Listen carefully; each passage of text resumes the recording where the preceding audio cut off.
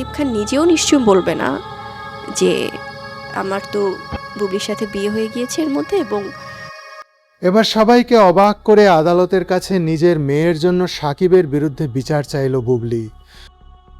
মানে আমাদের, কারণ উনি পার্সোনাল লাইফ কখনো শেয়ার করেন না Right. কারোর সাথে, নেভার এভার। ভাই আপনারা যারা তাকে জি। চিনেন অনেক বছর, উনি কোনোদিন এগুলো বলেন না। সেক্ষেত্রে হয়তো উনি বলেছেন ওনার ক্যারিয়ারের জায়গা থেকে হোক বা যে কোনো ব্যাপারেই শাকিব খান হয়তো বলেছেন যে না এরকম কিছু না, তো জানেন না।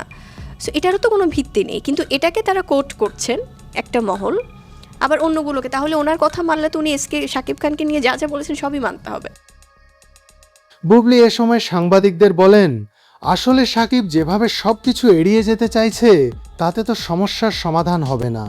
আমি সাকিবের কাছে আমার মেয়ের স্বীকৃতি চাইছি, এর জন্য আমাকে এখন আদালতে যেতে হচ্ছে।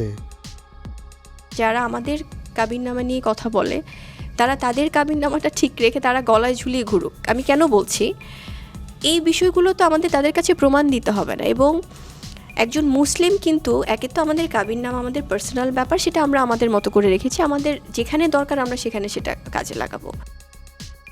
এরপর বুবলি বলেন, সাকিব আমার মেয়েকে স্বীকার করছে না, সে ভাবছে অন্য কারোর মেয়ে, কিন্তু এটা সাকিবেরই মেয়ে, তাই তো তার মতো হয়েছে দেখতে।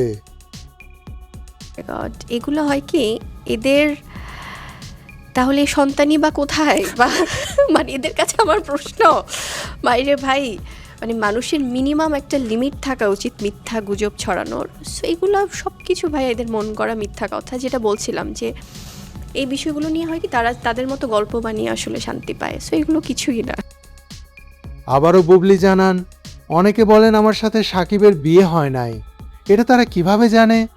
তারা কি বিয়ের সময় আমার বা সাকিবের সাথে ছিল? কেউ তো ছিল না, তাই শুধু মিথ্যে কথা ছড়িয়ে লাভ নেই। আমি আমার মেয়ের জন্য ন্যায্য অধিকার চাই, এটাই এখন আমার দাবি।